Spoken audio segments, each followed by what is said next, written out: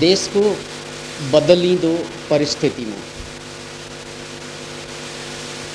कतिपय मान्छेहरू उत्साहित बनेका छन् र यो उत्साहित बन्नु सुखद पनि हुन सक्छ, दुःखद पनि हुन सक्छ, मूर्खतापूर्ण पनि हुन सक्छ। किनभने नेपाली जनता यस्तै उत्साहित 2007 सालपछि पनि भएका थिए। फागुन 7 गतेपछि यस्तो आशा छाएको थियो। अब देश 104 वर्षको अँध्यारोबाट जागेको छ, बिम्जेको छ। अब नेपाली जनताले आफ्नो भाग्य आफ्नै हातले कोर्ने छन्। तर त्यो उत्साह, त्यो उमङ्ग, त्यो जोश, त्यो जाँगर बिस्तार बिस्तार 2017 साल नपुग्दै बिल्कुल मूर्खतापूर्ण उत्साहको रूपमा परिणत भयो। त्यो हामी जम्मैले इतिहासको पन्नामा पढ्ने कुरा र कतिपयले भोगेका कुरा। त्यसपछि फेरि त्यसको 30 वर्षपछि नेपाली जनता यस्तै जागेका थिए र यस्तै उत्साह बढेको थियो कि अब त देशले केही गर्लान्, अब त नेपाल पुरानो इतिहासमा फर्कने छैन। तर त्यसको 1 दशक नाग्न नपाउँदै हामीले पीडाको पराकाष्ठा, गरिबीको पराकाष्ठा, अन्योलताको पराकाष्ठा, जहाँ मान्छे नेपाली जनता होइन ब्रोइलर कुखुराको रूपमा बाँच्न बाध्य भएका थिए। ब्रोइलर कुखुरा।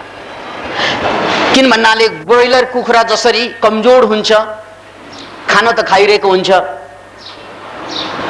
ताप पनि पाइरहेको हुन्छ, न्यानै होला, मोटाइरहेको पनि हुन्छ, तर यति कमजोर कि कतै ड्वाङ्ग आवाज आयो भने ढलिहाल्ने। त्यस्तै ब्रोइलर कुखुरा जस्तै कमजोर जिन्दगी नेपाली जनताले दशकभन्दा बेसी समयसम्म भोग्नु पर्यो। एकजना सामान्य मान्छेले पनि नेपाल बन्द भनिदियो भने नेपाली जनताले त्यसको प्रतिकार गर्न नसक्ने अवस्थामा पुग्यो। मानौ 3.25 करोड जनतालाई एकजनाको वक्तव्य, त्यो पनि इमेल मार्फत आउँछ, कहिले रेडियोको तरङ्ग मार्फत आउँछ। यस्तो वक्तव्यको आधारमा पनि नेपाली जनताले बाध्य भएर आफ्नो कामकाज ठप्प गरी नपुंसक जस्तै टुलु हेर्न बाध्य भए आफ्नै विनाशलाई। मानव जंगलमा डढेलो लाग्यो, भाग्न त सक्दैनन् नि रुख। डढेलो अगाडि अगाडि बढ्दैछ, उसलाई नै सकाप गर्ने दिशातिर आउँदैछ। तर यति जान्दै पनि ऊ डढेलो त्यहाँ सल्क्यो, यो यतै आउँदैछ, थाहा हुँदै पनि बेचारा रुख न भाग्न सक्छ, न अरूलाई भगाउन सक्छ, न बच्न सक्छ, न अरूलाई बचाउन सक्छ। बस 1 दशक भन्दा बेसी समय नेपाली जनताले यस्तै डढेलेको नियति भोग्नु पर्यो। नेपाली जनता मानव मान्छे होइन, वन मान्छे भन्दा पनि तल, किरा भन्दा पनि तल रुखपात। किन भन्नाले चेतनाको हिसाबले सबभन्दा कम चेतना हुने वनस्पति नै हो। र त्यो वनस्पतिको अवस्थासम्म नेपाली जनता पुग्नु भनेको यो राष्ट्रको, यो मानव जातिको, यो 21औं शताब्दीको सबभन्दा ठुलो कलङ्कित घडी थियो। त्यो कलङ्कित ठाउँ थियो नेपाल। र अहिले हामी एउटा नयाँ परिवेशमा आएका छौँ, नयाँ उज्यालोमा। यो उज्यालो यसो गर्दैछु म। यो के? यो इन्भर्टेड कमा भित्रको उज्यालो। यसको मतलब साँच्चैको उज्यालो होइन अझै। यो उज्यालो भ्रम पनि हुन सक्छ। त्यसकारण जनता अझै सावधान रहने बेला र यो सावधानीलाई जारी राख्नुपर्ने बेला भन्ने कुरा अब जनताले पनि भनिरहेकै कुरो हो। र त्यस जनता मध्ये म पनि एउटा जनता हुँ। त्यसैले यो परिवेशमा, यो परिस्थितिमा एउटा कुरा हामी पुनः ब्याक टु मङ्गलमान अथवा ब्याक टु 6 साल 5 साल ब्याक टु राणाकाल त्यहाँ पुग्न सक्छौं, पुगेका थियौं। यो हाम्रो नजिर हो। त्यसकारण नेपाली जनता अझै ढुक्क बस्ने बेला होइन र ढुक्क छैनन् पनि। अब यो अवस्थामा अर्को चुनौती पनि हाम्रो अगाडि थपिएको छ। एउटा कुरो त हामी सार्वभौम सम्पन्न नेपाली जनता ब्रोइलर कुखुरा भन्दा पनि बदतर रुखपात जस्तै निरीह भएर आफ्नै विनाश, आफ्नै सन्तानका विनाश टुलु टुलु हेर्न जुन बाध्य भएका थिए, हामी त्यहाँ फर्कन पनि सक्छौं। एउटा बाध्यता। यद्यपि हामी त्यहाँ नफर्के पनि, इतिहास अगाडि नै बढे पनि, मानौ हामीले शाहवंशको 235-36 वर्षको इतिहासबाट मुक्ति नै पाए तापनि युद्ध समाप्त हुँदैन मान्छेको। किन भन्नाले अहिलेको विश्वको सबभन्दा ठूला समस्या मानव जातिले भोगिरहेको समस्या भनेको स्वतन्त्रताको लडाईँ होइन, अशिक्षाको भार होइन, गरिबीको मार पनि होइन। मानव जातिले पहिला यी 3वटा लडाईँ लड्दै नै थिए। हामी जस्तै अधिकांश मुलुक निरङ्कुश शासनको जुवामुनि गोरु जस्तै जोत्तिँदै थियो र हामीले त्यो इतिहासलाई चाहिँ पल्टाउने हो भने त्यस बेलाका मान्छेहरूले लडेका थिए स्वतन्त्रताका लागि, त्यस बेलाका मान्छेले लडेका थिए शिक्षाका लागि, त्यस बेला मान्छेले लडेका थिए स्वतन्त्रता, शिक्षा जस्ता अपरिहार्य कुरा र गरिबीबाट मुक्ति पाउनु लक्ष्य बोकेर। यी 3वटा लक्ष्य ती देशले हासिल गरे। उनीहरू स्वतन्त्र भए। अमेरिकाको क्रान्ति, फ्रान्सको राज्य क्रान्ति या बेलायतको गुलाबको क्रान्ति, थरी थरीका क्रान्तिहरू घटेका थिए र यही क्रान्तिकै कारणले गर्दा उनीहरू राजनैतिक रूपमा स्वतन्त्र भए। दोस्रो कुरो, उनीहरूले शिक्षामा क्रान्ति ल्याए। उनीहरूको शिक्षा साइन्टिफिक बन्दै गयो, विज्ञान र प्रविधिलाई बढी भन्दा बढी फोकस गरिँदै गयो, जसको परिणाम स्वरूप उनीहरू गरिबीको मारबाट पनि बच्न सफल भए। रह्यो कुरा, शिक्षा आयो, गरिबी गयो र राजनीतिक रूपमा हरेक मान्छे प्रजा होइन जनता जनार्दन भएर बाँच्न पायो। यति सबै कुरा हुँदा हुँदै पनि मान्छेले अर्को 3वटा समस्या भने विश्वव्यापी रूपमा भोगिरहेकै छन्। याद राख्नुस्, केही अगाडिसम्म मैले यही भन्दै गरेको थिएँ कि दुनियाँको सबभन्दा अभागी मान्छेहरू कोही छन् भने अरू पनि होलान्, तर हाम्रो नजरमा, हाम्रो जानकारीमा नेपाली जनतै हुन्। किन भन्नाले दुनियाँमा अशिक्षाको लडाईँ, गरिबीको लडाईँ र राजनीतिक स्वतन्त्रताको लडाईँ धेरै अगाडि समाप्त भइसकेको थियो। त्यसकारण उनीहरू यो लडाईँबाट मुक्त पाए। तर नेपाल त्यो देश हो जहाँ यो लडाईँ अझै विद्यमान छ। राजनीतिक स्वतन्त्रताको लडाईँ, आर्थिक चपेटाबाट मुक्ति पाउने लडाईँ र शिक्षाको लडाईँ हामी अझै लड्दैछौँ। त्यसकारण यो कुरा हामीले बुझ्नुपर्छ कि विश्वका मान्छेहरूले यो 3वटा लडाईँबाट मुक्ति पाइसकेको अवस्थामा पनि हामीले यो 3वटा लडाईँ त लडिरहेकै छौँ र साथसाथै हाम्रो काँधमा अर्को 3वटा ठुला ठुला समस्याहरू खापिएका छन्। त्यो आधुनिक समस्या, सिङ्गो मानव जातिले भोगेको समस्या, त्यो समस्या भनेको स्वास्थ्यको समस्या। अनि मान्छे ह्याप्पी हुन नसकेको अथवा टेन्सनमा अथवा अवसादमा, डिप्रेसनमा फस्नुको समस्या, मान्छेले अहिले भोगिरहेको समस्या र आम जनता अझै सृजनशील नहुनुको समस्या। यो 3वटा समस्या जुन विश्व मानवले भोगिरहेका छन् त्यो नयाँ समस्या हुन्। यी नयाँ समस्या पनि नेपाली जनताको काँधमा खापिएको छ। त्यसकारण हामी संसारको सबभन्दा दरिद्र, सबभन्दा पीडित र सबभन्दा ठुलो समस्या भोगिरहेका जाति मध्ये अथवा राष्ट्र मध्ये एउटा हो नै। यो कुरा हामीले अलिकति अगाडिबाट भन्दै आएको कुरा। अब देशले कोल्टो फेरेको यो अवस्थामा पनि राजनीतिक रूपमा हामी स्वतन्त्र हुँदैछौँ। हामीले आशा गरौँ र हामी जागरुक रही यो राजनीतिक स्वतन्त्रतालाई अन्तिम बिन्दुसम्म संविधान सभाको मार्फतबाट पुर्याउने काम हामीले गर्ने नै छौँ। त्यसमा त कुनै द्वैमत देख्दैन। यदि हामी जागरुक रहने हो भने, यदि हामी सतत अगाडि बढिरहने हो भने यो राजनीतिक समस्याबाट देशले छिट्टै भन्दा छिट्टै मुक्ति पाउनेछ, यसमा मलाई शङ्का लागेको छैन। यति मात्रै के लगानी हामीले अझै गर्नु पर्या छ। अझै हामी चुपचाप बस्ने अवस्था छैन। अझै हामी चाहिँ चनाखो भएर देशलाई नयाँ संविधानको टुङ्गोसम्म पुर्याउने काम हाम्रो हो। अब यो नयाँ संविधान बनेर आइसकेपछि देशले नयाँ राजनीतिक माहौलको ग्यारेन्टी पाइसकेपछि अनि हामीले शैक्षिक समस्या र आर्थिक समस्याबाट पनि निश्चय पनि मुक्ति पाउनेछौँ, यसमा पनि शङ्का छैन।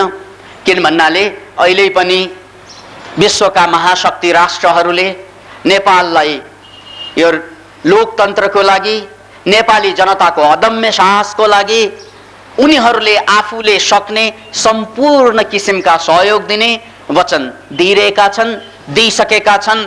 बाँकी राष्ट्रहरूले दिनेछन् पनि, त्यसमा पनि शङ्का नगर्दा भयो। तर लडाईँ यतिमा टुङ्गिने कुरा होइन, मानव जातिको व्यथा यतिमा टुङ्गिने कुरा होइन, यो ढुक्क बस्ने कुरा यस अर्थमा पनि होइन। किन भन्नाले मैले भनिहालेँ कि हामीले राजनीतिक स्वतन्त्रता, शैक्षिक स्वतन्त्रता र आर्थिक स्वतन्त्रता जरुर पाउनेछौँ। आगामी 10 वर्षभित्र नेपाली जनताको अवस्था यो अवस्थाबाट पार हुने लक्षण हामीले प्रशस्त देखिसकेका छौँ र यस मायनेमा पनि यो कुरा छर्लङ्ग छ कि अमेरिका जस्ता या नेदरल्यान्ड जस्ता विकसित राष्ट्रका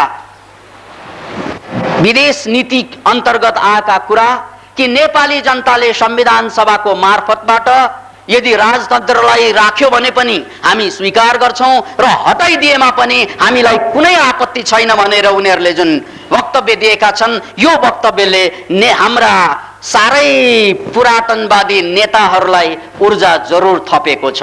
त्यसकारण यो राष्ट्रमा राजनीतिक परिवर्तन त आउने 99% देखिसकेका छौं हामीले। मात्र 1% हाम्रो अझै नेताहरूलाई घचघच्याउने प्रयास जारी रहे पुग्छ। यो समसामयिक कुरा भयो। अब म शाश्वत कुरा भन्दैछु तपाईलाई। समसामयिक र शाश्वत कुरा। समसामयिक भनेको समय अनुसार हुने कुरा, समयको माग अनुसार चल्ने कुरा। समसामयिक कुरा भनेको सारै बलिदानीपूर्ण हुन्छ। समसामयिक कुरा भनेको सारै जोसिलो, सारै तीखो हुन्छ। त्यसैले कविले नीरजले भनेको त्यो कुरा हामीले अझै पनि मनन गर्नुपर्छ कि समय ने जब भी अंधेरों से दोस्ती की है, जला के अपना ही घर हमने रोशनी की है। याद रख्नुस्, समय ने जब भी अंधेरों से दोस्ती की है, जला के अपना ही घर हमने रोशनी की है। हाम्रा आन्दोलनको सिलसिलामा मरेर गएका शहीदहरू र अपाङ्ग भएर जिन्दगीभर क्षति बेहोरेका हाम्रा वीर योद्धाहरू यही कविताका उपज हुन् कि उनीहरूको घर, उनीहरूको जीवनको घर त सधैँ अँध्यारो रहने भयो, उनीहरूको घर त सधैँ अँध्यारो रहने भयो, तर उनीहरूको घरमा अँध्यारो मोलेर उनीहरूले राष्ट्रमा उज्यालो छर्ने काम जरुर गरेको छ। त्यसैले हामीले यो कवितालाई पुनः यही सन्दर्भमा पनि मनन गर्नुपर्छ कि समय ने जब भी अंधेरों से दोस्ती की है, जला के अपना ही घर हमने रोशनी की है। यो कुरा हाम्रा शहीदहरू र आन्दोलनको सिलसिलामा घाइते भएकाहरू र यो शहीदको पंक्ति 2097 सालदेखि अहिले 2063 साल बीचका व्यक्तिहरूको बलिदानीकै परिणाम भनेर हामीले बुझ्नुपर्छ। र यो कुरा भनेको सामयिक कुरा हो, शाश्वत कुरा होइन। शाश्वत कुरा भनेको मान्छेको अन्तिम लडाई, स्वयंसँगको लडाई। यहीँबाट आध्यात्मिक कुरा सुरु हुन्छ र त्यही कुरालाई अहिले संसारका मान्छेहरूले समस्याको रूपमा भोगिरहेका छन्। किन भन्नाले सामयिक समस्या, समसामयिक समस्याबाट मान्छेहरूले मुक्त पाउनु ठुलो कुरा भएन। उनीहरूले युद्ध गरेर या उनीहरूले शान्तिपूर्ण रूपमा या हिंसात्मक क्रान्ति ल्याएर पनि यो समसामयिक दुःखबाट, व्यथाबाट राष्ट्रिय जनतालाई मुक्ति दिँदा दिँदै पनि अहिलेको मानव जातिले शाश्वत समस्याबाट मुक्ति पाउन सकेको छैन। र त्यो शाश्वत समस्या भनेको मैले भनिहालेँ, यो सार्वकालिक समस्या, यो सार्वजनिक समस्या र यो सार्वभौमिक समस्या। सार्वभौमिक सबै ठाउँमा लागू हुने, सार्वकालिक हिजोको र आजको पनि समस्या, र सार्वजनिक सबै जनलाई एट्याक हुने समस्या। त्यो भनेको मान्छेको रोग। त्यसैले भगवान बुद्धको पालामा उनले पनि भन्नु पर्यो कि आरोग्य परमा लाभ, आरोग्य परमा लाभ, आरोग्य परमा लाभ। त्यसको अर्थ हुन्छ कि सबभन्दा ठुलो लाभ भनेको आरोग्य हो, स्वास्थ्य हो। हेर्नुहोस्, यो बौद्ध सूत्रलाई, यो बुद्ध वचनलाई जिगच्छा परमा रोगा, आरोग्य परमा लाभ। जिगच्छा भनेको भोक, भोक सबभन्दा ठुलो रोग हो मान्छेको, मानव जातिको। किन भन्नाले खानै पाएन भने उनले गर्नै केही सक्दैन। त्यसकारण खानु भनेको मान्छेको पूर्वाधार हो, उनले जे गर्नलाई पनि खानुपर्छ। त्यसकारण रोटी, कपडा र मकान मान्छेको आधारभूत आवश्यकता। त्यही आवश्यकता कार्ल मार्क्सले आफ्नो आन्दोलनमा, अभियानमा विश्वव्यापी घन्काउँदै रहे कि सबभन्दा ठुलो कुरो भनेको मान्छेलाई घाँस, बाँस, कपास समान रूपमा उपलब्ध गराउनु। यो मार्क्सको कुरा बुद्धले पनि आफ्नो पारामा, आफ्नै समयमा त्यही ठोकेका थिए कि संसारको सबभन्दा ठुलो रोग भनेको भोक हो। त्यसकारण मान्छे भोको रहनु हुँदैन। भोको रह्यो भने ऊ मान्छे भएर बाँच्न सक्दैन, ऊ अपराधी बन्न पनि बेर छैन। त्यसकारण मान्छेलाई भोकबाट निजात दिलाउनु पहिलो काम हो भने रोगबाट निजात दिलाउनु त्यही कडीको अन्तिम काम हो। किन भन्नाले मान्छे त्यो बेला पनि रोगको शिकार थियो। थुप्रै मान्छेहरू रोगबाट बच्न त्यो बेला पनि सकिरहेका थिएनन् र आज पनि रोगको श्रृङ्खला बढ्दो छ र यो बढ्दो रोगको श्रृङ्खला भोलि पनि रोकिने अवस्थामा छैन। म तपाईहरूलाई एउटा प्रसङ्गबाट खुलस्त पार्न चाहन्छु। सन् 1962 मा सोभियत रसियाको, तात्कालीन सोभियत रसियाको अल्मा आटामा एउटा विश्व स्वास्थ्य सम्मेलन भएको थियो। WHO विश्व स्वास्थ्य संगठनकै प्रावधानमा विश्व स्वास्थ्य सम्मेलन 1962 मा गरियो र त्यो सम्मेलनको मूल उद्देश्य, मूल चिन्तन, मूल चिन्ताको विषय नै के थियो त भन्नाले कि जनता जतिसुकै वैज्ञानिक रूपमा जानकारी हासिल गर्दै गए तापनि, संसार वैज्ञानिकरण हुँदै गए तापनि मान्छेको रोग दिनानुदिन बढ्दो छ, औषधि बढ्दो छ, रोग घट्दो छैन, डाक्टर बढ्दो छ, बिरामीहरू घट्दो छैन, अस्पताल बढ्दो छ, तर रोगका कीटाणुहरू, रोगका विषाणुहरू, जीवाणुहरू घट्दो छैन। त्यसकारण हाम्रो अगाडि एउटा चुनौती छ कि सन् 2000 सम्ममा सबैको लागि स्वास्थ्य कसरी निर्माण गर्न सक्छौं। हेर्नुहोस् है, यो 1962 को कुरा आजभन्दा 40-41 वर्ष अगाडि त्यहाँ चिन्तन भइरहेको थियो कि सारा संसारले चिन्तन गरिरहेका थिए त्यो बेला, आजभन्दा 40 वर्ष अगाडि, कि मान्छेलाई रोगमुक्त कसरी बनाउन सकिन्छ। किन भन्नाले चुनौती, गरिबीको चुनौती सामना गर्यौं हामीले, अशिक्षाको चुनौती सामना गर्यौं हामीले र राजनीतिक स्वतन्त्रताबाट पनि हामी अब टाढा रहेनौं। तर समस्या अहिलेको के त भन्नाले रोगबाट मान्छेलाई मुक्त पार्ने कसरी। त्यसैको लागि 1962 मा अल्मा आटामा जुन घोषणा गरियो त्यही घोषणा अनुसार संसारका सबै अल्टरनेटिभ मेडिसिन्स, त्यसो भनेको वैकल्पिक चिकित्सा प्रणालीलाई पनि मान्यता दिनु पर्यो, यसलाई पनि राजकीय मान्यता दिनु पर्यो अथवा यसलाई पनि कानुनी मान्यता दिनु पर्यो, नत्र भने धेरै मान्छे स्वास्थ्यबाट वञ्चित हुन्छ। र उनीहरूले त्यही बेला पनि भनेका थिए कि आधुनिक औषधिले मात्रै रोगलाई निको पार्न सकेको देखिएन, किन भन्नाले नयाँ नयाँ रोगलाई त निको पनि पारेको हुन्छ, तर रोग क्रोनिक हुँदै गएपछि, जर्जर हुँदै गएपछि, पुरानो हुँदै गएपछि औषधि विज्ञानले रोगलाई निको पार्न सकेको छैन। एकातिर यो समस्या छ भने अर्कोतिर यो आधुनिक औषधिहरू सबै जनताले किन्न सक्ने अवस्थामा छैन, किन भन्नाले यो महँगो छ, किन भन्नाले सबै ठाउँमा डाक्टरको अभाव हुन्छ, सबै ठाउँमा डाक्टर पुगिरहेको हुँदैन, सबै ठाउँमा अस्पताल बनाउन सकिँदैन।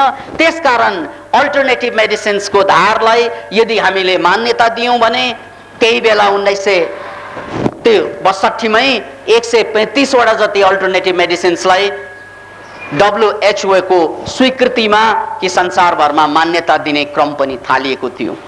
तर अहिलेसम्म आउँदा आउँदै हामी के देखिरहेका छौँ भने जे गर्दा पनि मान्छेको रोग बढ्दो छ।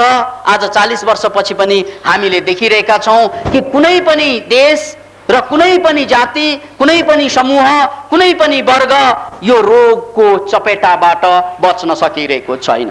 पुनः एकपल्ट हामी जति जति विकसित हुँदै गयौँ त्यति त्यति नै मान्छेलाई सबभन्दा ठुलो चुनौती रोग हुँदै आयो। अब त फेसन जस्तै भयो कि 40 वर्ष नागिसकेपछि मलाई डायबिटिज छ भन्नु अब लाजको कुरा भएन, अब त गर्वसाथ भन्छन् तपाईँलाई डायबिटिज ल, मलाई पनि छ नि, तपाईँको सुगर कति, मेरो यति। अहो, मानव सुगर बन्नु भनेको यो इज्जतको कुरा, प्रतिष्ठा है।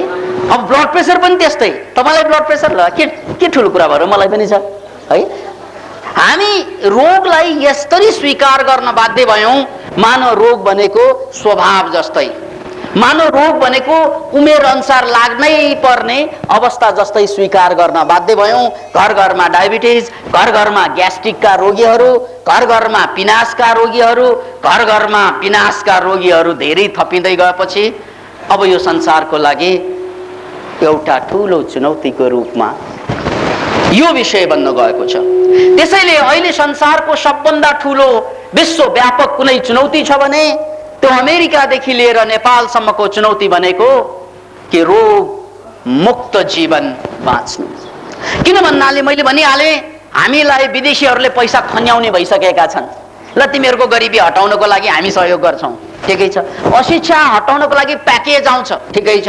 क्रान्ति त हामीले 99% क्रान्ति त हामीले गरिसक्यौँ, 1% गरौँला त्यो पनि ठिकै छ। तर त्यसपछिका समस्या, किन भन्नाले त्यसपछिका समस्यामा जसले क्रान्ति ल्याए, क्रान्ति ल्याउन जिन्दगीको बलिदानी दिए या बलिदानको क्रममा छन्, ती हाम्रा नेताहरूलाई पनि जाँच्ने हो भने रोगबाट मुक्त छैनन् उनीहरू।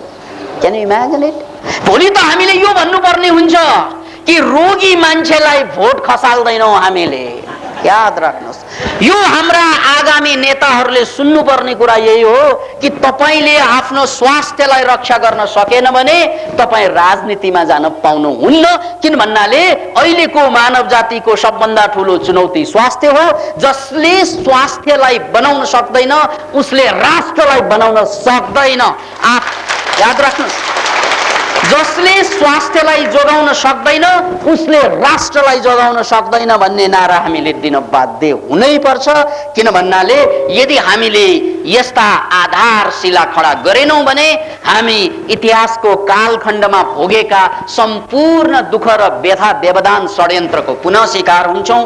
भोलि हामीले यो पनि गर्वसाथ भन्नुपर्ने हुन्छ नेपाली जनताले, अबको राजाहरू यदि उनीहरू चुरोट छन् भने भोट पाउँछन् भने पाउँदैनहरूले यदि गर्न सक्दैन, यो अर्को 7 सालपछि फेरि अर्को 7 साल आएको ठहरिन्छ। किन भन्नाले मानव जातिको मुक्ति, आत्यन्तिक मुक्ति भनेको शाश्वत समस्याबाट मुक्ति पाउनु हो, सामयिक समस्याबाट मुक्ति पाउनु सामान्य कुरा हो। किन भन्नाले सामयिक समस्या भनेको त पनि मुक्ति जान्छ। सामयिक समस्या भनेको त आज समस्या भोलि, जस्तै मेरा बाबा साह्रै किचकिच गर्थे, यो भार्नलाई म के गरेँ भएर पछि बित्नु भयो। बाबाको लागि म पुगेन तर जानै पर्यो हो सामयिक। किन भन्नाले सामयिक समस्यालाई समयले निको पार्न सक्छ। यसलाई ध्यानमा राख्नुस्, सामयिक समस्या समयले निको पार्छ। त्यसकारण हिन्दी सिनेमामा डायलग कुनै बेला कुनै फिल्ममा कतै सुन्थे पेट कान अहिले ठ्याक्क याद आइरहेको छ। त्यो के त भन्नाले वक्त सबसे बड़ी इलाज है। वक्त समय भन्दा ठुलो इलाज अरु केही पनि छैन। किन भन्नाले समयले समस्या ल्याउँछ भने समयले समस्या मेटाउँछ। याद राख्नुस्, यस समयले समस्या जुन छ त्यो समस्या समयले नै यति भन्छ समयको समस्या मेटाइदिन्छ। त्यसै शास्त्रको भगवानको रूपमा कालको समय दुःख दिन्छ। समयले त्यसको किन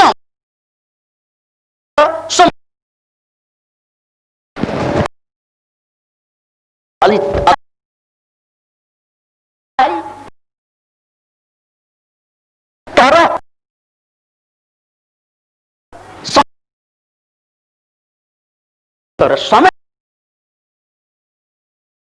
पनि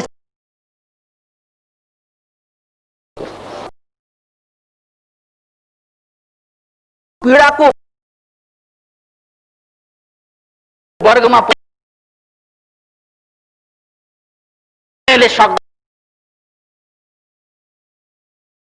सक्छ।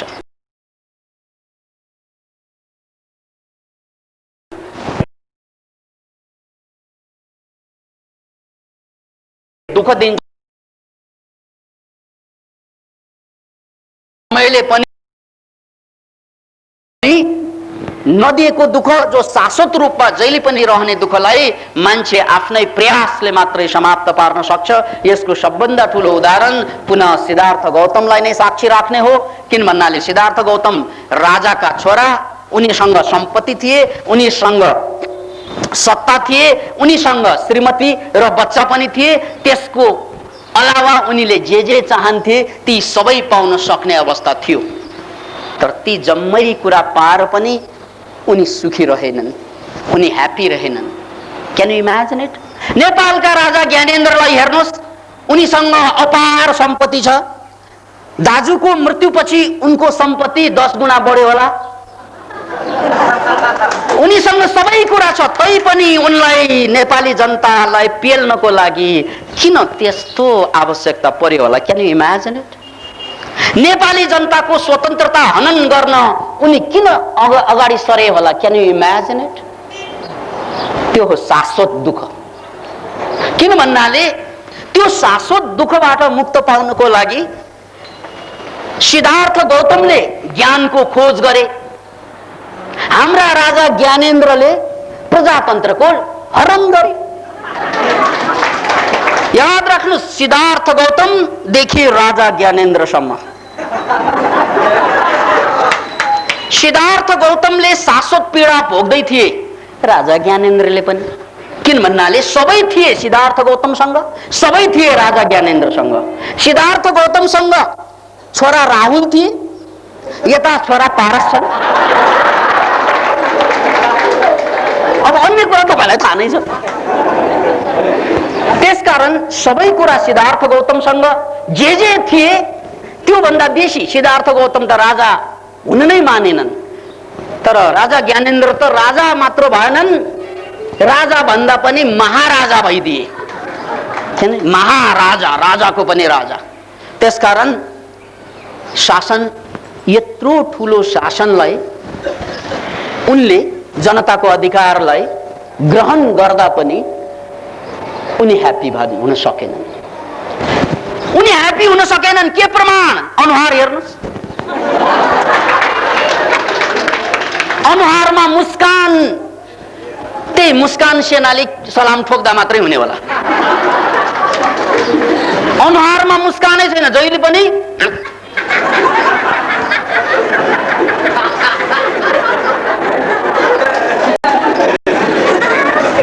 यार यो दुःख र सुख भनेको बडो गजबको कुरा, गजबको कुरा। दुःख भयो भने यो मुख छ नि,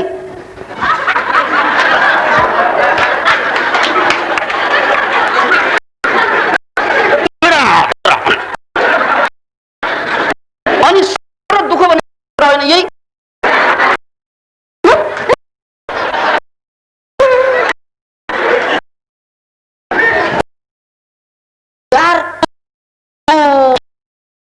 समस्या है। समाधान भन्नाले तल भयो भने आनन्द। राजा ज्ञानेन्द्रलाई कसैले त्यो सिकाइदिनु पर्ने, यो मुख माथि पठाएको भए महाराज यस्तो ठुलो सबै कुरा चाहिँदैन, हाँस्न सकेको भए।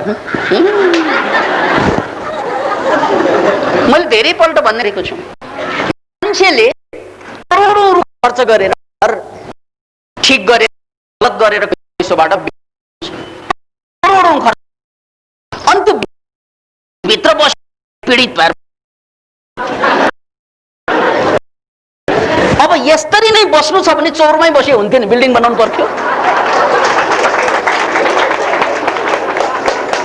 यार करोडौंको बिल्डिङ बनाउँछ, सफा चट बिल्डिङ, त्यस्तो सफा बिल्डिङमा ऊ चाहिँ धुम्रपान गर्छ। अरे यो बिल्डिङलाई धुवामा नै उडाउनु छ भने चौरमा पिए पनि हुन्थ्यो नि, कसैले रोक्दैन। त्यो बिल्डिङ भित्र पसेर रक्सी पिउँछ। अरे यार यो दुनियाँको सबै बेवकुफी, दुनियाँको सबै घटिया काम गर्नलाई बिल्डिङै चाहिँदैन नि, खुल्लामा गरे पनि हुन्छ। कोका कोला आइल्यान्डमा गएर जे गरे पनि हे गरे पनि हुन्छ, हिमी गरे पनि हुन्छ। संसारमा त्यस्ता धेरै समुद्री किनारहरू छन् जहाँ नाङ्गै हिँड्न पाइन्छ। जे गर्न मन लाग्छ त्यति गर्ने चाहिँ इच्छा छ भने समुद्र किनारमा जा, यहाँ कचकच नगर। कतिपय राष्ट्रले आफ्नो समुद्र किनारका पर्टिकुलर पकेट एरियालाई त्यस्तै छोडिदिएछ कि यहाँ जे गरे पनि हुन्छ, बे गरे पनि हुन्छ। कतिपय समुद्र किनार। फेरि अर्को प्रश्न आउला एकछिनपछि, त्यो कुन ठाउँमा छ त सर?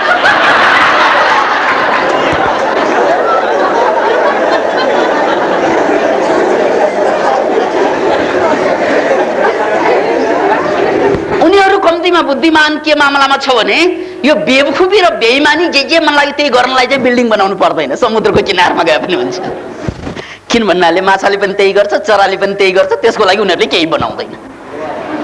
अब मान्छेले त्यो जम्मै बेवकुफी र बेइमानी गर्नलाई घर बनाउने त आवश्यक छैन। त्यसै चाइनिजहरू अद्भुत अद्भुत निर्माण थिए। तिनीहरूको अवधारणा भन्नाले सडक या बस्दाखेरि हुन सक्छ भन्दा बेसी यार बनाउने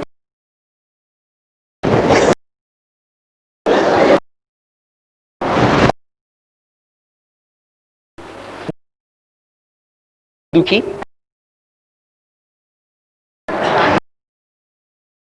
कम्तीमा सी भने रूपमा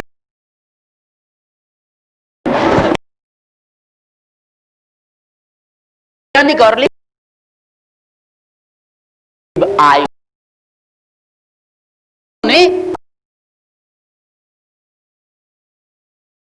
को बीच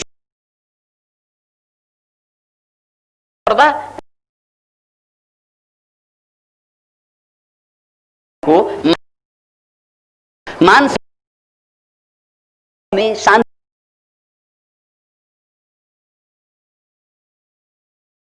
तो ते बढ़छ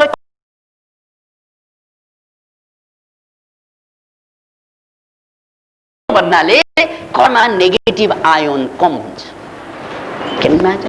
त्यसकारण मान्छेले घर बनाएर सुख खोज्यो भने त्यो भन्दा बेवकुफ मान्छे कोही पनि छैन दुनियाँमा। किन भन्नाले गोठ बनाएर गाईलाई सुख हुन्छ कि चाहिँ बाहिर चरेर सुख हुन्छ भन्नुस् त? यदि गाईलाई गोठ भित्र बानिएर चाहिँ सो हुँदैन, घरमा रछा पल्टेर सुख भन्ने तपाईलाई त्यो समारमा विचरण गर जति आनन्द स्वास्थ्य हुन्छ, जति उनीहरू ताकतिलो हुन्छ, त्यति त्यो ब्रोइलर कुखुरा जस्तो, जर्सी गाई जस्तो एकदम इन्जेक्सन दिई नकली दुध निकाल्छन् नि, हेर्दा त दुध दुधै हो, खाएपछि के हो, भूत हो कि के हो। त्यो भन्दा त मुतै राम्रो, गाईको पनि मान्छेको पनि। मेरा एकजना प्राकृतिक चिकित्साका गुरु डाक्टर ओम प्रकाश आनन्दजी, उहाँले आफ्ना क्लिनिकमा त्यही गर्नुहुन्थ्यो। मान्छेहरू आउँथे अनि कानपुरमा गरिब दरिद्र मान्छे पनि धेरै आउँथे वहाँ कहाँ। डॉक्टर साहब मुझे ऐसा ऐसा ऐसा ऐसा बीमार है तो दूध खाओ भन्छन्। पैसा कहाँ से लाऊं तो मूत खाओ भन्थे के।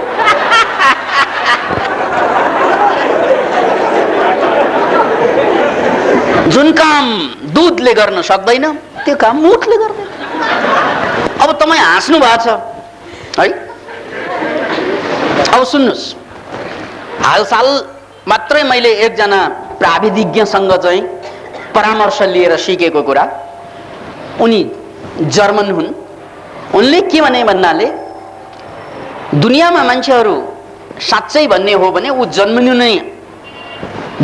नै उसले चाहिँ सम्पत्तिको स्रोत लिएर आएको हुन्छ, तर उनले आफूलाई नचिन्नाले दुःख पाउने हो भनेर मलाई प्रसङ्गवश चाहिँ आफ्नो उदाहरण के पेश गरे त भन्नाले, म सलाद, मेरो कुनै पनि सलाद मैले बजारबाट किनेर खाँदिनँ। बजारबाट सलाद तरकारी किनेर खा भने डबल बेफाइदा। एउटा बेफाइदा पैसा तिर्नु पर्यो, अर्को बेफाइदा किन्न जानु पर्यो टाइम खेर। त्यो बाहेकको बेफाइदा के त भन्नाले त्यसमा कीटनाशक औषधि अत्यधिक मात्रामा छरेको हुन्छ अनि देशी मल हालेर हुर्काएको हुन्छ। त्यो कीटनाशक औषधि र देशी मलको प्रभावले मान्छेमा क्यान्सरको विकास गर्छ। त्यसकारण संसारमा सबभन्दा बढी अहिलेको समयमा घर घरमा क्यान्सरका पेसेन्टहरू देखा पर्नको पछाडि एउटा कारण कीटनाशक औषधिको प्रयोग भएका तरकारी बाली नाली, त्यसलाई पखाल्न अगाडि नै त्यो सफा नभइकन चाहिँ जुन खान्छौँ हामीहरू, त्यसको परिणाम स्वरूप शरीरको सेल्सहरूलाई, इम्युन सेल्सहरूलाई, अझ भनौँ व्हाइट सेललाई चाहिँ डिफेक्ट गर्छ, जसको परिणाम स्वरूप क्यान्सर रोग घर घरमा देखा परिरहेका छन्। चाहे त्यो अमेरिकाको कुरा गर्नुहोस् या नेपालको कुरा गर्नुहोस्, यो एउटा विश्वव्यापी च्यालेन्ज हो कि मान्छेले जुन खाना खाइरहेछ त्यो खानाले पनि उसलाई क्यान्सर दिइरहेको हुन्छ। अतः कीटनाशक औषधिका धेरै प्रकारमा मैले अहिले भन्नुपर्छ, गर्मी महिना छ, तपाईहरूले झुल राख्नुहुन्न धेरैले, त्यो पक्कै मलाई थाहा छ, किन भन्नाले त्यो चाहिँ च्याउ छ, नेपाली जनताले च्याउस्याउ काम गर्दैन।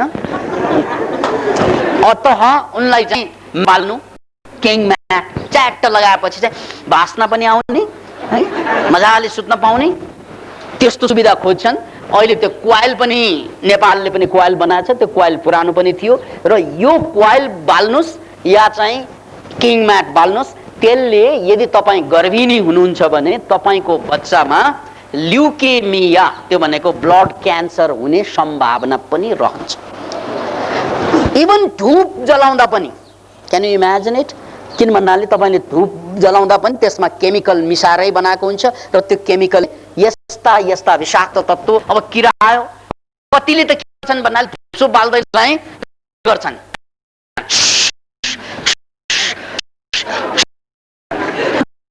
खुट्टे जम्मै लामखुट्टे मर्छ, आफू भने ठुलो छ। त्यो विज्ञान तपाईँले त्यो किरा तपाईँको नाक, तपाईँ कपडा ला पनि बस्छ, किन भन्दा सास त लिइरहेकै छ नि। Can you imagine it? ओ त्यो उडेर गएपछि तपाईँले यहाँ छर्कन त कोठाभित्र छर्केको हुन्छ, भान्सामा पनि गएको हुन्छ, खानामा पुगेको हुन्छ, कहाँ कहाँ पुगेको हुन्छ, पानीमा गएको हुन्छ, किन भन्नाले त्यो हावामा गएपछि सेटल त हुन्छ, कहीँ न कहीँ त सेटल हुन्छ। सेटल भनेको बिस्तारै बसिन्छ, ठिक्रिन्छ, त्यो पानीमा जान्छ, त्यो कपडामा जान्छ, लुगामा जान्छ, सबै ठाउँमा जान्छ। अनि त्यसको परिणाम स्वरूप के हुन्छ त भन्नाले, यदि तपाईँ गर्भिणी हुनुहुन्छ भने बच्चालाई त्यो जन्मिएपछि नै रोग देखा पर्न थाल्छ, अथवा त्यसको केही लगत्तै रोग देखा पर्न थाल्छ। होइन तपाईँ गर्भिणी हुनुहुन्न भने पुरुष त गर्भिणी हुँदैनन्। त्यसबाट अनि बिस्तारै तपाईँमा पनि क्यान्सर जस्ता रोगसम्म विकसित हुने सम्भावनाको यसबाट पनि रहन्छ। त्यसैले एउटा कुरा एकदमै सुन्नुहोस्, सबभन्दा सेफ कुरा भनेको झुल लाउनु हो। झुल भन्दा राम्रो अरू केही पनि छैन। यो सजिलो खोज्यो भने मान्छे फस्छ। च्याउ नै खोज्ने हो, च्याउ खोज्दै जाँदा नै च्याउ जन्मिने हो। जसले च्याउ खोज्दैनन् उसले च्याउ पाउँदैनन्। कुरा याद राख्नुहोस्। एकजना मान्छेले सजिलो खोज्ने मान्छेले एकजना भारतका बन्धु कहाँबाट आएर त्यहाँ उडुस मार्ने सजिलो तरिका, उडुस मार्ने सजिलो तरिका 1 रुपियाँ मात्रै भनेर बेचिरहेको। 1 रुपियाँमा उडुसबाट मुक्ति पाउने। उनले चाहिँ त्यो पुडिया किनेर ल्याए। घरमा प्याकिङ राम्रै थियो। यसरी हेर्दा त 2वटा सिन्का। अनि के भनेछन् भन्नाले त्यहाँ लेखेको पनि छ, एउटाले चाहिँ उडुसलाई घोप्नुहोस्, अर्कोले फाल्नुहोस् रे। त्यो सजिलो तरिका। अनि त्यस्तै अर्को यहाँ त चाहिँ देश विदेशका मान्छेहरू आएर पनि नेपाली जनतालाई ठगिरहेको हुन्छ।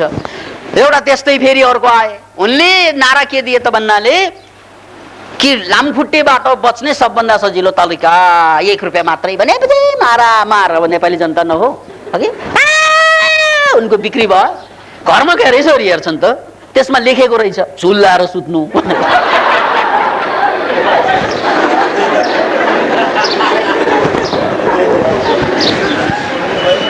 अतः झुलको विकल्प भनेको लामखुट्टेबाट कि कोठालाई चाहिँ जालीसाली राखेर ठ्याक्कै बन्द पार्नु। अन्य विकल्प चाहिँ झुलको छैन। याद राख्नुहोस्, झुलै हो। अनि झुल भन्दा साथ मलाई पुनामा ओशो रजनीशको आश्रममा गएको थिएँ। किन गएको भन्नाले एउटा कारण त्यो पनि थियो कि संसारमा सबभन्दा झुल पुनाको आश्रममै छ रे। संसारको सबभन्दा ठुलो झुल भनेर हेर्न गएँ। कत्रो झुल त भन्नाले 5000 मान्छे अट्ने झुल। 5000 मान्छेले ध्यान गर्ने मिल्ने झुल बनाइदिएछ कि।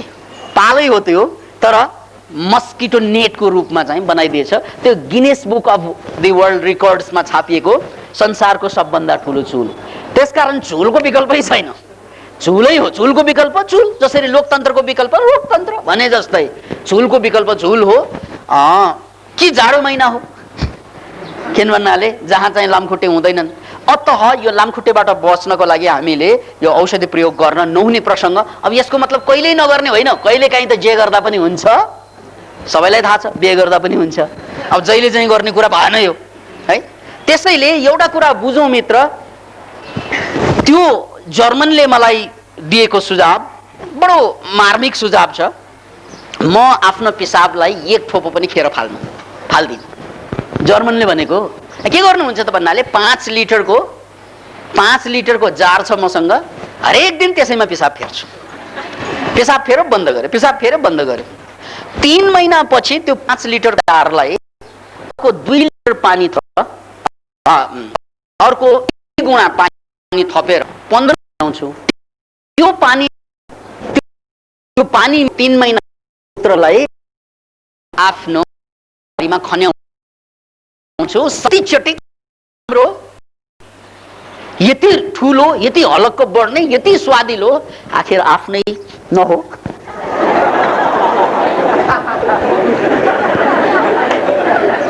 It's very interesting. तपाईँले पनि यदि बारी छैन भने गमलामा प्रयोग गर्नुहोस्। अघि आइन्दा यत्रो यो मूत्रलाई चाहिँ खेर नफाल। यसलाई चाहिँ एउटा बट्टामा पिसाब गर्ने अघि अनि त्यसलाई बासी पार्ने। 3 महिनासम्म भयो भने त्यसमा चाहिँ 2 गुणा पानी मिसाएर मलको रूपमा प्रयोग गर्ने। अस्ति मात्रै पत्रिकामा पढ्दै थिएँ कि एकजना मान्छेले फेर्ने पिसाबले 1 वर्ष यदि उसले फेर्यो भने त्यो पिसाबले 1 रोपनी जग्गा मजाले बिना मल त्यसैले चाहिँ काम गर्छ भनेसिन्। एक घरमा त 4-5 जना त परिवार हुन्छ नै।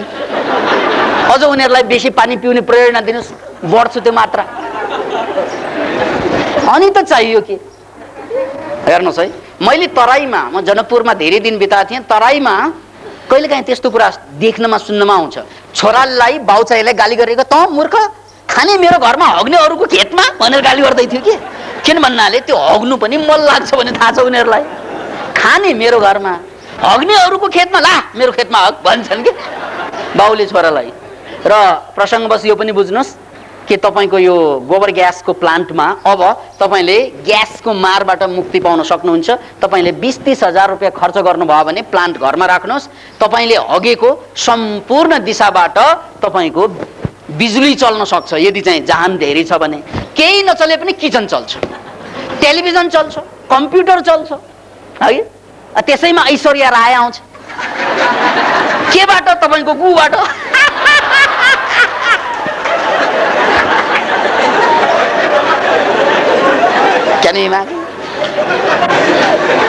अतः यार तपाईँ ऐश्वर्यालाई हगिरहनु भएको छ।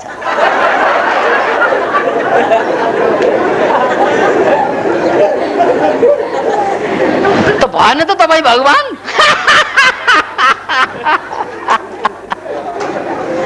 त बन्धु, म यही कुरालाई अब म पहिलो चरणको टुङ्गोतिर छु।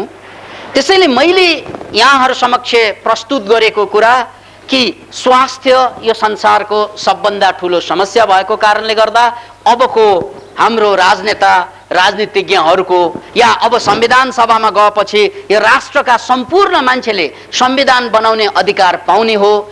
त्यहाँ विभिन्न जनजातिले, विभिन्न धर्मका समुदायहरूले, विभिन्न महिला समूहहरूले, यो सबैलाई समावेशी लोकतन्त्रको अर्थ हो।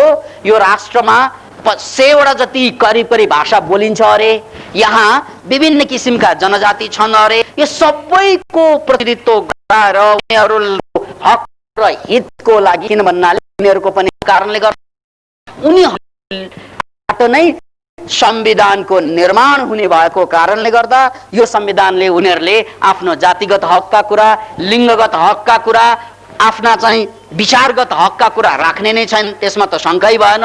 तर त्यो भन्दा पनि ठुलो देशले राख्नै पर्ने कुरा भनेको नेपाली जनता मात्र होइन, विश्व मानव जाति नै रोगबाट पीडित भएको कारणले गर्दा हाम्रो संविधान सभाबाट निर्मित भएका संविधानमा या आगामी बन्ने संविधानमा राष्ट्रले प्राथमिकताका साथ यो राष्ट्रलाई रोगमुक्त राष्ट्र बनाउने, विश्वको सामु एउटा नेपाल रोगमुक्त राष्ट्र होस् भन्ने लक्ष्य राखुन्। र त्यसकै लागि विभिन्न किसिमबाट पहल गर्न सकिन्छ। किन भन्नाले हामीले देखिरहेका छौँ कि हाम्रो देशमा पनि प्राकृतिक चिकित्साका विकास भइरहेकै छन्। मनोक्रान्ति दर्शनभित्र पनि स्वास्थ्य एउटा प्राथमिकताका साथ आइरहेकै कुरा हो। त्यसकारण अब तपाईँ डाइरेक्टै त्यहाँ नपुगे पनि तपाईँले चिन्ने जान्ने या तपाईँ जुलुसमा जाँदा नेताहरूको भाषण सुन्दा मान्छेहरूले विभिन्न किसिमका कुरा त राख्ने नै भए, थाहा भएका कुरा राख्छन् नै। तर एउटा कुरा उनीहरूले बिर्सने छन्। किन भन्नाले यो शाश्वत कुरा, यो सबैको कुरा। अनि दुनियाँको एउटा विडम्बना र दुर्भाग्य के हुन्छ भने जो सबैको कुरा हुन्छ त्यो कसैको हुँदैन। Can you imagine? जो सबैको कुरा हुन्छ त्यो कसैको कुरा पनि हुँदैन। त्यसकारण त्यसलाई कसैले वास्ता पनि गर्दैन। किन भन्नाले मेरो मात्रै व्यक्तिगत भयो भने मैले खुब वास्ता गर्छु। जस्तै मेरा छोराछोरीलाई कति वास्ता गर्छ, किन मेरो व्यक्तिगत। सबैको छोरा भनिदिएको भए कहाँ वास्ता गर्छ, फुर्सदै हुँदैन मलाई। सबैको श्रीमान भनिदिएको भए कहाँ फुर्सद हुन्छ, सबैको श्रीमती भनिदिएको भए फसाद भएन हो। त्यसकारण जो कुरा सबैको हुन्छ त्यो कसैको हुन्छ हुँदैन। नेपाली भाषाको त्यो बडा मुहावरा छ क्या, बडा ठुलो मुहावरा। के त भन्नाले बेसेको 1000 पोइ मर्ने बेलामा कोही न कोही। तपाईँहरूले सुन्नु भएको होला, बेसेको 1000 पोइ मर्ने बेलामा कोही न कोही। हेर्नुहोस् है, जसको 1000 पोइ हुन्छ उसको एउटै पोइ नहुने रहेछ।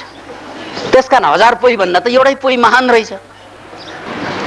ठीक त्यस्तै जो सबैको हुन्छ त्यो कसैको नहुनु भनेको त्यही हो। तपाईँले यो के भनेको होला, जो सबैको हुन्छ कसैको हुँदैन, कसैको के टङ ट्विस्टर हो कि? टङ ट्विस्टर होइन यो, याद राख्नुहोस्, यो जीवन दर्शन हो। जो सबैको हुन्छ त्यो कसैको हुँदैन। किन भन्नाले सबैको भएपछि उसले गरिहाल्ला नि, उसले गरिहाल्ला नि, उसले गरिहाल्ला नि। घरमा पनि त्यही भइरहेको हो। हाम्रो घर घरमा के हुन्छ भन्नाले नीति नियम हुँदैन अनि सबै काम चाहिँ उसले गर्न लाग्छ, कसैले कामै गर्दैन। खास गरी कुचो सफा काम गर्दैन थियो। Can you imagine? जुन कुरा को पनि हुन्छ त्यो नहुने रहेछ, हुँदैन सबै। कुनै कुरालाई जसको पनि फाइदा हुन्छ दियो भने कस कारण भरि यो एउटा पर्यो रोग, जे गर्दा पनि रोग जुन छ त्यो रोग मानव जात गर्न सक्छौं। उदाहरण यहाँ चाहन्छु, त्यस जुन जातिमा अपवाद स्वरूप धरतीमा बिरलै रोग लाग्छन् उनीहरूलाई, क्यान यु इमेजिन इट? त्यस्ता पनि मान्छे होलान्। अमेरिका जस्तो सबभन्दा धनी मुलुक, त्यहाँ डिप्रेसनबाट मर्ने मान्छे या मुटुको रोगबाट मर्ने मान्छे नम्बर 1 मा परिरहेको छ।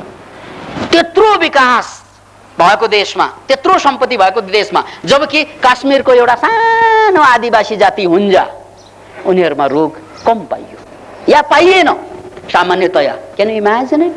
के यस्तो पनि हुन सक्छ? सक्छ। वैज्ञानिकहरूले पत्ता लगाए, अनुसन्धानकर्ताहरूले। अनि रहस्य के त? रहस्य के भनेर पत्ता लगाउँदाखेरि रहस्य के पत्ता लगायो भने उनीहरूको भोजनमा दही हुन्थ्यो, बिहान बेलुका जहिले पनि। दहीको अनवरत पुर्खादेखि सेवन गर्दै आए उनीहरूले, जसको परिणाम स्वरूप उनीहरूमा रोगसँग लड्ने क्षमता बढी भयो। त्यो स्वाभाविक कुरा पनि हो। अब दही मात्रै खाएर रोगबाट मुक्त हुन्छ भन्ने त त्यो 100% त्यो त नलाग्नुहोस्। त्यहाँ घुस खाने, यहाँ दही खाने, खोइ दही ल्या अनि घुस खानु, त्यो त भएन। श्रीमतीलाई पिट्नु पर्यो, खोइ दही ल्या भनेर त भएन। झगडा गर्नु पर्यो, खोइ दही ल्या भएन। है, स्माक खानु पर्यो, खोइ दही ल्या भएन। त्यसरी त होइन। उनीहरू प्राकृतिक जीवन बाँचिरहेका हुन्छन्। प्राय जसो उनीहरू खेतीपातीमा निर्भर हुने, जङ्गलको छेउछाउमा बस्ने, जीवन उनीहरूको शैली प्राकृतिक छ र प्लस चाहिँ खानामा चाहिँ दही नछुट्याएको छ, त्यति मात्रै बुझ्ने हो। त्यसकारण जिन्दगीका अन्य पन्नाका कुराहरूलाई पनि जोडेर दहीलाई मात्रै जोड्दा पनि राष्ट्रका जनता स्वस्थ हुन सक्छ भन्ने प्रमाण हुन्जा जातिबाट पनि हामीले सिक्न सक्छौं। त्यस्तै मैले चाहिँ मलायाको जङ्गलको जनजातिको बारेमा भनेका थिएँ कि जसले सपनाको एनालाइसिस चाहिँ पोजिटिभ रूपमा गर्छन्, ती मान्छेहरूले हिंसा गरेनन्। त्यसैले इतिहास चाहिँ खोज्दै जाने हो भने प्रयोग गर्छन् जबाट राष्ट्र हामीले चाहेकोमा पुर्याउन सक्छ। यदि त्यही चिजलाई चाहिँ हो त्यस हामीले गरिदिने हो भने यो भनेको व्यापक समस्या भएको अनेक समस्या भएको यसलाई संविधान भनेको रोग मुक्त बनाउने सम्बन्ध चाहिँ दियौं। बुद्धले माथाको नाउँ हामीले अब गर्ने काम हाम्रो हो।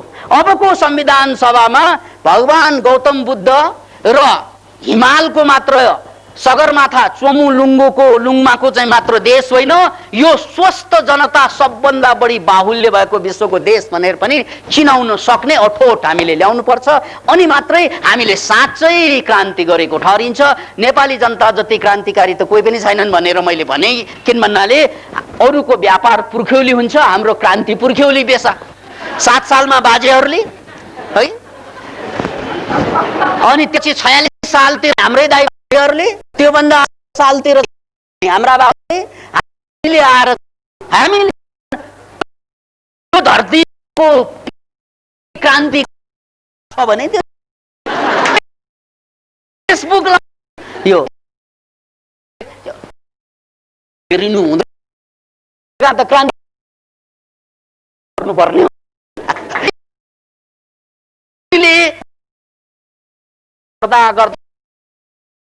पोइन्टबाट खोज्ने भने हाम्रो ठुलो ध्यान स्वास्थ्यलाई भने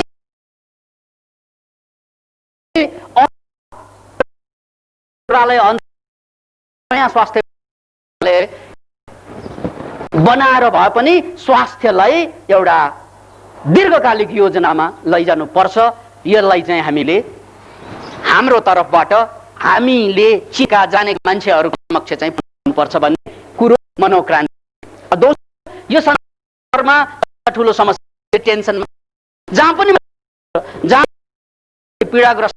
त्यसकारण मान्छे जति प्राणी तपाईँले अध्यक्षता आदि जो प्राकृतिक र उनीहरूको जति सुन आदिवासीको कुरा काठमाडौँबाट ठाउँमा जानु त्यति त्यहाँ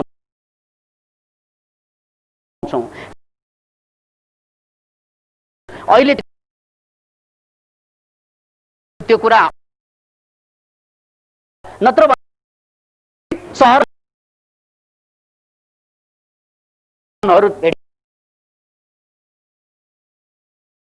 त्यहाँ भोज घरमा पसे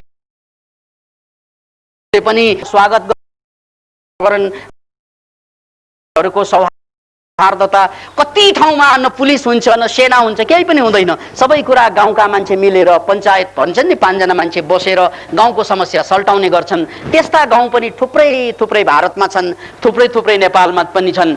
यसकारण हामीले के बुझ्नुपर्छ त भन्नाले मान्छेलाई ह्याप्पी बनाउनको लागि, मान्छे मानसिक रूपमा स्वस्थ बनाउनको लागि पनि पहल गर्नुपर्छ। किन भन्नाले सो मानसिक रूपले कहीँ स्वस्थ भएको पाइएको, मानसिक रूपमा पसिरहेको त्यो टेन्सनमा पर्नुको हाम्रो तरिकाको यसको म एउटा जोड्न चाहन्छु। यो राष्ट्र बढी बनाउने हो भने आकर्षण, जस्तै ठुलो सबै हरियाली जहाँ लेखिएको कुरा नै हो को तही जग्गामा सजिलो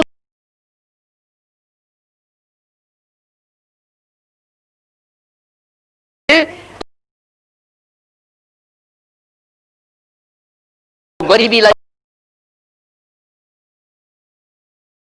वातावरण हुन्छ।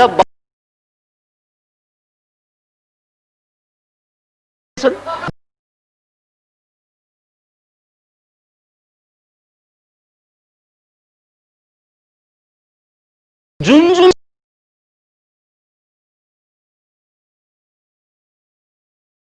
सहरको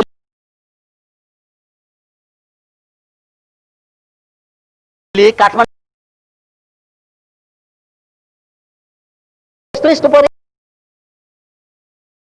हुन्छ, भित्र चाहिँ सुरुङ जस्तो छिर्नु पर्ने हुन्छ, त्यहाँ ट्युबलाइट बालेको हुन्छ, त्यहाँ भित्र गएपछि अफिस हुन्छ। त्यो अफिसमा बस्ने मान्छेले महिनाको 10,000 के 10 लाख कमाए पनि ऊ रोगी हुन्छ। किन भन्नाले उसलाई कामै छैन, किन भन्नाले उसलाई चाहिँ ठिक हावै छैन। यस्तो जुन संरचना, जुन स्वास्थ्यको हिसाबले र टेन्सनको हिसाबले बर्बाद मान्छेलाई पार्ने खालका संरचना, त्यो सबैलाई रोक लाउनु पर्छ। यसलाई आयोग बसाउनु पर्छ। अब हामीले एकजना चाहिँ मान्छेले चाहिँ गडबड गर्यो भने आयोग बसाऊ, अनुसन्धान गर भन्छौँ नि नेपाली जनताले। यत्रो ठुलो सबैलाई टेन्सन बनाउने यो वातावरण जुन निर्माण भइरहेछ, त्यसको लागि पनि त केही आयोग बस्नु पर्थ्यो नि, तर त्यो चाहिँ अहिले भएको देखिरहेको छैन। त्यसकारण टेन्सन मुक्त वातावरण बनाउन सकिन्छ। अफिसमा पनि यो एउटा उदाहरण, बगैँचाहरू, घरको चाहिँ स्ट्रक्चरहरूलाई बदलेर त्यही कुरा फङसुईसँग सिक्ने हो। किन भन्नाले चाइनिजहरूले ल्याएको कन्सेप्ट त्यही हो कि घर बाहिर बढी ची हुन्छ, एनर्जी बढी हुन्छ, त्यसकारण त्यहाँ टेन्सन बढी खप्न सकिन्छ। त्यहाँ चाहिँ टेन्सनलाई चाहिँ हामीले स्वीकार गर्न सकिन्छ, त्यसले चाहिँ हामीलाई पीडित गर्दैन। तर घरभित्र पस्नासाथ त्यहाँ नेगेटिभ आयोन, जुन ची एनर्जी कम हुनु, नेगेटिभ आयोन कम हुनु आदि इत्यादिको कारणले गर्दा घर भनेपछि टेन्सन हुन्छ मान्छेलाई। त्यसकारण यो घर बनाउँदाखेरि त्यसको स्ट्रक्चरमा ध्यान दिनु, घर बनाउँदाखेरि त्यो स्ट्रक्चरमा ध्यान दिएन भने घरमा एनर्जीको अभाव हुँदै गएपछि एक आपसमा प्रेम भएका मान्छेको बीचमा पनि झगडा मात्रै हुन्छ। त्यसैले घर भनेको जिन्दगी बिताउने ठाउँ हो, अफिस भनेको हामीले जवानी लिलाम गर्ने ठाउँ हो। त्यसकारण त्यस्ता ठाउँ त राम्रो राम्रै बन्नु पर्यो नि। त्यो राम्रो बनेन भने, राम्रो भनेको स्वास्थ्यको हिसाबले, टेन्सनको हिसाबले राम्रो बनेन भने मान्छेले जति उन्नति गरे पनि, जति ठुलो क्रान्ति गरे पनि आखिर आफ्नै भ्रान्तिमा फस्ने हो, जो मानव जाति नै फसिरहेको छ। बिन लादेनलाई के पर्यो त्यो आतंकवादमा चाहिँ अगाडि बढ्नको लागि? उसँग पैसा नभएको होइन, उसँग के नभएको हो त? यसरी हेर्ने हो भने हामी देख्छौँ मान्छेसँग चाहिँ जे जति भए पनि यो मन चाहिँ असन्तोष हुने। त्यसकारण त्यो मन असन्तोष गर्ने चाहिँ वातावरणलाई समाप्त पार्ने हामीले योजना बनाउन सक्छौँ। र उदाहरण अर्को के छ, अमेरिकामा अचेल हरेक ठुला ठुला अफिसमा स्लम्बर च्याम्बरको निर्माण भइरहेको छ। स्लम्बर च्याम्बर त्यसो भनेको के त भन्नाले खाना खाने टाइम उनीहरूको 1 बजे, अनि 1 बजेपछि 1 देखि 1:30 बजेसम्म त्यहाँका हाकिमहरू कोठामा होइन, स्लम्बर च्याम्बरमा गएर चाहिँ सुत्छन्। अफिसमा कति आधा घन्टा सुत्छन्, अनि आधा घन्टा सुतेपछि जुरुक्क उठ्छन्। कतै कतै 1 घन्टा पनि गरिएको छ। यसो गर्दाखेरि अफिसमा काम गर्ने हाकिमहरूको दक्षता र क्षमता, उत्पादनशीलता अघि पछि भन्दा बेसी पाइयो। किन भन्नाले अघि पछि चाहिँ उनीहरू चिया कफी खाएर चाहिँ निद्रा मेटाउँथ्यो। अब चिया कफी खाने होइन, किन भन्नाले धेरै चिया कफीले पनि टेन्सन ल्याउँछ। त्यसकारण टेन्सनबाट रिलिफ भएर उत्पादनशील हुनको लागि कि हरेक अफिसमा स्लम्बर च्याम्बर चाहियो। अब उनीहरूले बनाउँदै पनि छन्। अनि ट्वाङ्ग घन्टी हानेपछि खान जाने, खाएर आएर चाहिँ 20 मिनट घुर्ने र त्यसपछि फेरि आएर काम गर्दाखेरि उनीहरूले उत्पादनशीलता बढाएको देखिएको छ। यो पनि एउटा नमुना हो कि हामीले सिंहदरबारमा पनि एउटा स्लम्बर च्याम्बर, किन भन्नाले त्यहाँ ठुला ठुला निर्णय लिनुपर्छ नेताहरूले। त्यसकारण त्यहाँ चाहिँ स्लम्बर च्याम्बर चाहियो। त्यहाँ रक्सीको बार होइन, जुस बार चाहियो, हगि त्यहाँ जडीबुटीका क्यामामाइल जस्ता टी खाने परम्परा बसाउनु पर्यो। यो जम्मै कुरा मिलाउने हो भने मात्रै हामीले चाहिँ राष्ट्रको लागि, विश्वको लागि राम्रो निर्णय दिन सक्छौँ। त्यसकारण यसमा फोकस गर्ने कुरा के त भन्नाले हेल्थ, ह्याप्पिनेस, यो दुईवटा कुरालाई अब बन्ने चाहिँ संविधानले सम्बोधन गर्नुपर्छ राष्ट्रको प्राथमिकतामा। अरू चिज यो देश विकास गर्ने आदि इत्यादि त अरूले लिने जिम्मा हो, अरूले सक्ने कुरा हो, अरूले लिने, अरूलाई दिन ल ठिकै छ, नेदरल्यान्ड तिमीले विकास गर्न तिमीलाई स्कुल बनाउनलाई तिमीलाई ल, अरू के बनाउला, सबैलाई जिम्मा, विश्वका सबै मान्छेलाई खुल्ला गर्ने भौतिक विकासको लागि। तर हाम्रो आत्मिक विकासको लागि अरूले जिम्मा लिँदैनन्, उनीहरू नै टेन्सनमा छन्। याद राख्नु, उनीहरूमै पीडा छ। त्यो जिम्मा त हामीले नै लिने हो। हामीले सक्ने कुरा हामीले लिने, हामीले नसक्ने कुरा अथवा नगर्ने कुराहरू उनलाई जिम्मा दिने। त्यो राष्ट्रको प्राथमिकता कहाँ पर्छ त्यसमा निर्भर हुने कुरा हो। र अन्तिम कुरा, यो संसारको अर्थतन्त्रमा साह्रै ठुलो चाहिँ उतार चढाव या साह्रै ठुलो विसङ्गति आउनुको कारण कि 1% मान्छे मात्रै सृजनशील छ दुनियाँमा, 99% मान्छे सृजनशील छैनन्। कि संसारमा मान्छेलाई बेवकुफ बनाउनको लागि सबभन्दा ठुलो हतियार 2वटा प्रयोग भएका छन्। त्यसमध्ये एउटा मनोरञ्जनमा जनतालाई भुलाइदिनु र अर्को चाहिँ शिक्षाको नाउँमा तथाकथित शिक्षालाई लागू गर्नु। यो संसारभरको मान्छेको विडम्बना हो। त्यसकारण शिक्षामा क्रान्ति यो सबभन्दा ठुलो कुरा हो, शिक्षामा क्रान्ति।